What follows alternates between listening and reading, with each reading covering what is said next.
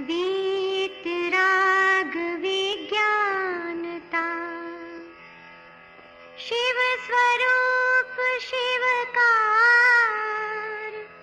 नमः त्रियोग संहार के।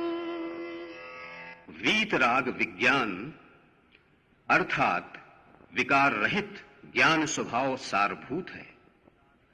वो मंगल स्वरूप है और मंगलकारी है। मैं उसे मन वचन काय इन तीनों योगों को वश में करके नमस्कार करता हूं। छह डाला परम मांगलिक ग्रंथ है, पंडित दौलत राम जी द्वारा लिखा गया है। 6 इसमें ढाल हैं। अभी तक अपन ने तीसरी ढाल में 9 छंदों का अध्ययन किया। 9 छंद तक अभी अपन ने 7 तत्वों में से निद्रा तत्व तक समझ लिया। अब मोक्ष के बारे में जानना है। और संसार में ऐसा कोई व्यक्ति नहीं है जो मोक्ष नहीं चाहता हो। हर व्यक्ति मोक्ष चाहता है। मोक्ष मतलब सुख, सुख चाहता है। ऐसा कौन संसार में जीव है जो अनंत सुख ना चाहता हो, पूर्ण सुख ना चाहता हो। हर व्यक्ति पूर्ण सुख चाहता है। उसी पूर्ण सुख का नाम जो है मोक्ष है। तो मोक्ष का क्या लक्षण है इसके बारे में बताया जाएगा। और जो व्यवहार सम्यक्त जो है उसका लक्षण भी यहाँ बताया जाएगा। और व्यवहार सम्यक किसका कारण है ये भी छंद के माध्यम से आगे चर्चा होगी। 10वां नंबर का छंद है। आइए सबसे पहले इस छंद का उच्चारण सुनते हैं उमागर की आवाज़ में। सकल कर्म ते रहित अवस्था, सो शिव थिर सुखकारी। यह विधि जो सरधा तत्वन की, सो समकित व्यवहारी। देव जिनेन्द्र गुरु परिग्रह बिन, धर्म दया जुत सारो। यहु मान समकित को कारण, अष्ट अंग जुत धारो। बहुत सुंदर छंद है यह। कितनी सुंदर छंद की बात कही गई। सकल कर्म ते रहित अवस्था, सो शिव थिर सुखकारी। एहि विधि जो सरधा तत्वन की, सो समेकित व्यवहारी। देवी जिनेन्द्र गुरु परिग्रह बिन, धर्म दया जुत सारो। एहु मान समेकित को कारण, अष्ट अंग जुत धारो। पहले इस छंद का एक एक शब्द का अर्थ समझते हैं। सकल मतलब समस्त, समस्त। कर्म ते कर्म से, रहित बिना, समस्त कर्म के बिना या समस्त कर्म से रहित। अवस्था, अवस्था मतलब होता है दशा, पर्याय। सो वह शिव मोक्ष है। कैसा है वह? थिर, स्थिर है, सुखकारी और सुख का कारक है, सुख देने वाला है, वह मोक्ष ऐसा है। यही विधि जो, यही विधि इस प्रकार जो श्रद्धा, श्रद्धान करता है। श्रद्धान करना किस पर? तत्वन की, तत्वों पर। यहाँ तक 7 तत्व हो गए ना, जीव अजीव आश्रव बंध संबंध निद्रा मोक्ष। तो इन 7 तत्वों की जो श्रद्धान करता है सो समेकित व्यवहारी। वह समेकित सम्यक दर्शन व्यवहारी, वह व्यवहार सम्यक दर्शन वाला जीव है। देव जिनेन्द्र, कौन से देव? जिनेन्द्र देव मतलब वीतरागी, सर्वज्ञ और हितोपदेशी। गुरु परिग्रह विन, जो परिग्रह से रहित हैं। धर्म दया जुत सारो, और जैन धर्म कौन? जो दया से युक्त हो, मतलब अहिंसामय धर्म। सारो सारभूत है। येहू मान इन सबको जानना चाहिए। समकित को कारण, समकित का सम्यक दर्शन का कारण मतलब निमित्त कारण जानना चाहिए।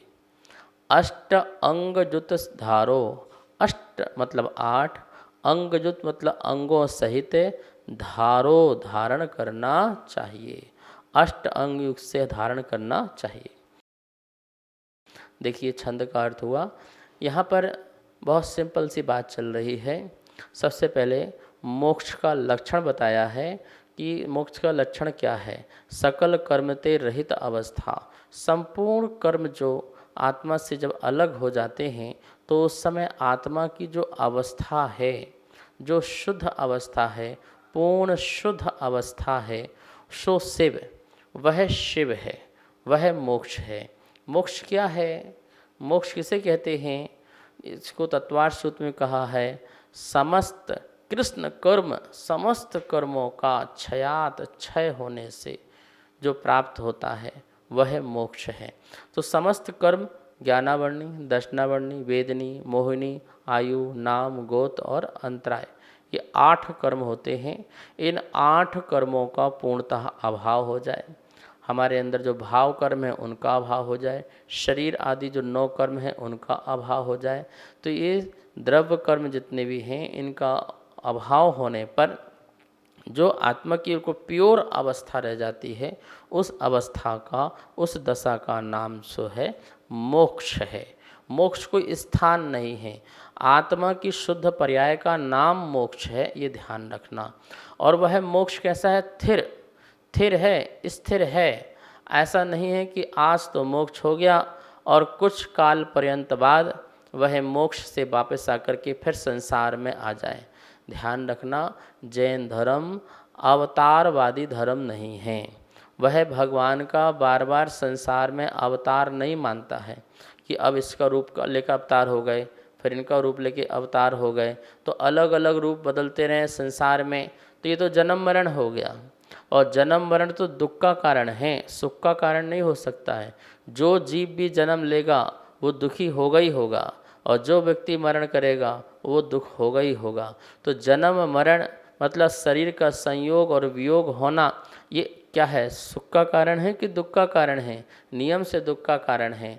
और ऐसे जन्म मरण लेने वाले परमात्मा जो हैं जैन दर्शन में स्वीकार नहीं है, जैन मत में स्वीकार नहीं है। जैन मत कहता है जब एक बार शुद्ध दशा प्रकट हो गई सो हो गई। जैसे दूध से अपन लोगों ने मलाई निकाली, मलाई से फिर मक्खन निकला, मक्खन से फिर घी निकला। क्या निकला? घी। तो दूध की शुद्ध पर्याय क्या हो गई? घी। बस घी है।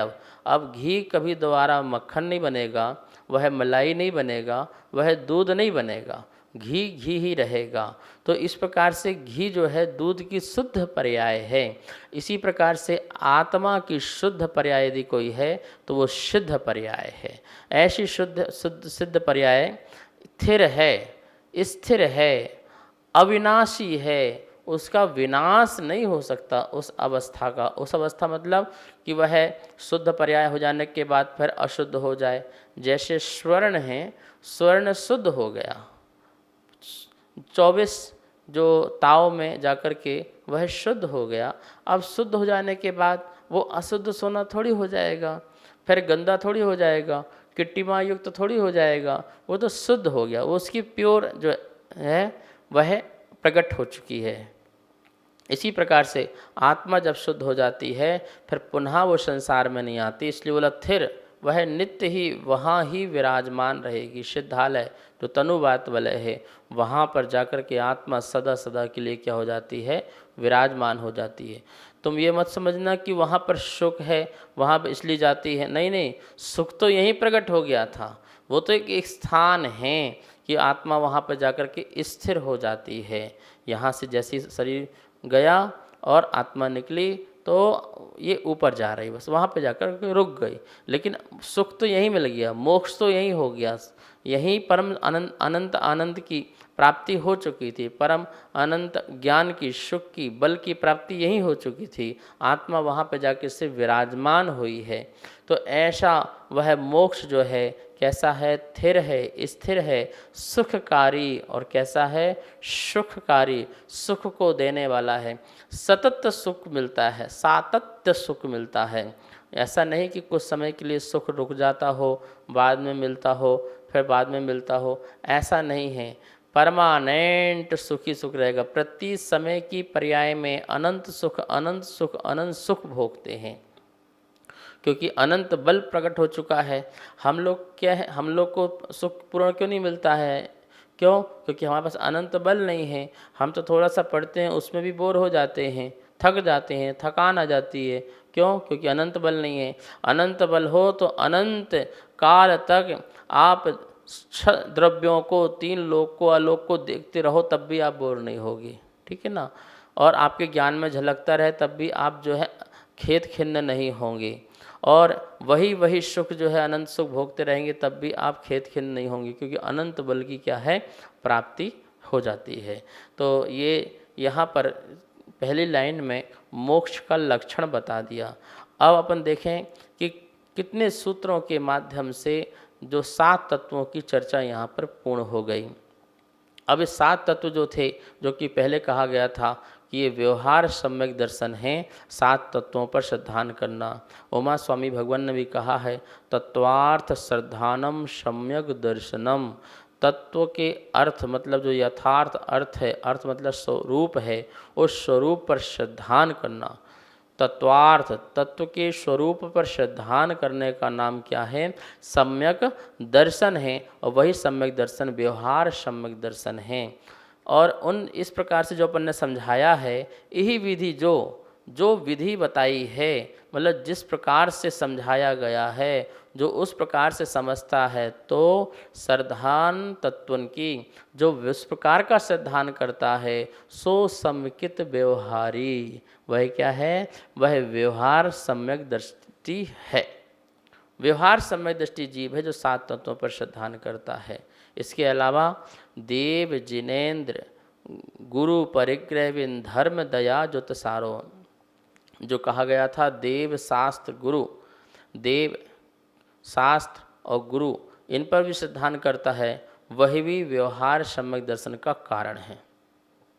व्यवहार सम्यक दर्शन का कोई कारण है तो सच्चे देव, सच्चे शास्त्र और सच्चे गुरु जो हैं वो व्यवहार सम्यक दर्शन के कारण हैं।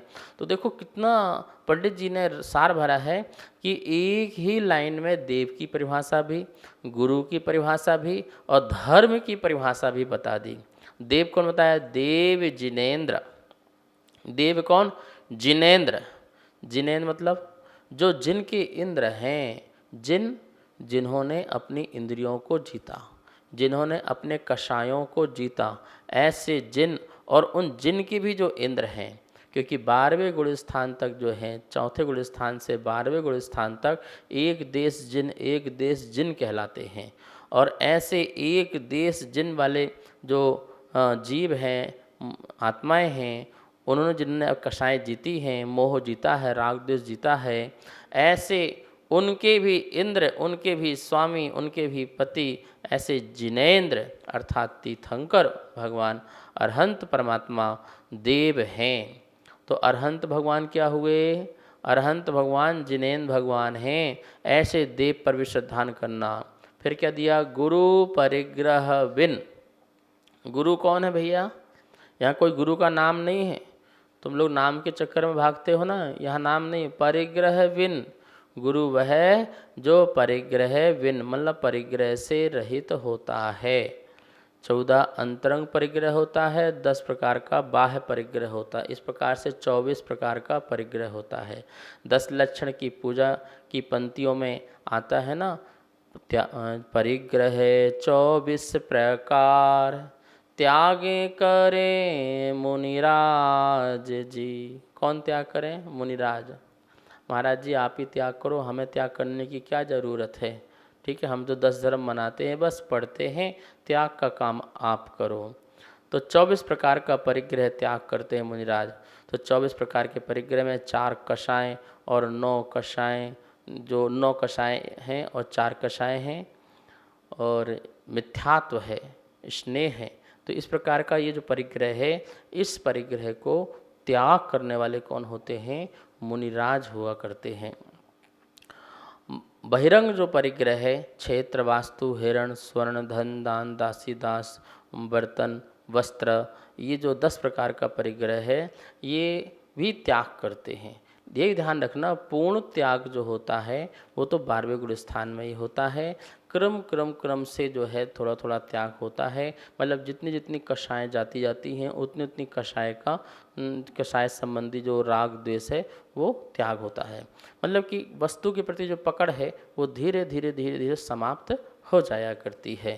तो ये पूर्ण परिग्रह के त्यागी तो वीतरागी जो निर्गंथ 11वें 12वें गुण स्थानवर्ती कहलाते हैं। तो गुरु परिग्रह बिन, जो परिग्रह के बिना है वो गुरु हैं। हमारे निर्गंथ दिगंबर साधु जो हैं वो गुरु हैं, इस बात का ध्यान रखना। मैंने पहले भी कहा था, जो वस्त्र सहित हैं वो गुरु कभी नहीं हो सकते हैं। चाहे वो ब्रह्मचारी हों, चाहे वो ब्रह्मचारिणी हों, चाहे वो विद्वान हों, चाहे वो एलक छुल्लक प्रतिमाधारी हों, चाहे वो माता जी हों, ये गुरु की श्रेणी में नहीं आ सकते हैं। गुरु तो निर्गंथ ही होता है। गुरु निर्गंथ अपन पूजा पाठ में पढ़ते हैं। तो ये परिग्रह रहित जो हैं वही गुरु होते हैं। धर्म दया जुत सारो, और धर्म क्या है? जो दया जुत, दया से युक्त हो। धम्मो दया विशुद्ध हो, जो धर्म वही है जो दया से विशुद्ध होता है। जहाँ प्राणी मात्र के प्रति जो है दया का परिणाम रहता है, मेरे उठने बैठने, खाने पीने, चलने फिरने आदि समस्त क्रियाओं में किसी जीव की हिंसा ना हो, इस भाव को जो धारण करता है वह धर्मात्मा है। और वही धर्मात्मा को यहाँ कहा जा रहा है कि ऐसा धर्मात्मा दया युक्त धर्म से युक्त होता है। धर्मात्मा कौन? जो धर्म से युक्त हो वो धर्मात्मा। और धर्म कौन? जो दया से युक्त हो। तो दया से युक्त, करुणा से युक्त हो वह धर्म। जहाँ हिंसा है वह धर्म नहीं कहला सकता है। तो अणुव्रति जो है धर्मात्मा है, महाव्रति जो है वो धर्मात्मा है। अणुव्रति एक देश धर्मात्मा है और महाव्रति जो है सर्वदेश धर्मात्मा है। इसके नीचे कोई धर्मात्मा नहीं, ध्यान रखना। येहू मान समेकित को कारण, ये भी आप समेकित के कारण मानो। देव शास्त्र गुरु जो हैं इनका निमित्त मिलता है, तो ये भी समेकित को कारण, हमारे लिए सम्यक दर्शन के लिए निमित्त कारण है। ठीक है ना। सम्यक दृष्टि जो है और कौन चीज़ों से संपन्न रहता है? तो अष्ट युंग जुत धारो, अष्ट अंग जुत धारो, जो 8 प्रकार के जो अंग होते हैं, निशंकित, निकांक्षित आदि, उन अंगों से भी जो युक्त होता है, उनको धारण करने वाला होता है, वह सम्यक दृष्टि होता है। अब इनकी जो चर्चाएं हैं आगे होंगी, और भी इस विषय में कोई चर्चा होगी तो कल करेंगे। समय हो गया है। आइए माँ जनवाणी की स्तुति करते हैं। वाणी के ज्ञान ते सूझे लोकालोक, सो वाणी मस्तक नमो, सदा देत हूँ धोख, सदा देत हूँ।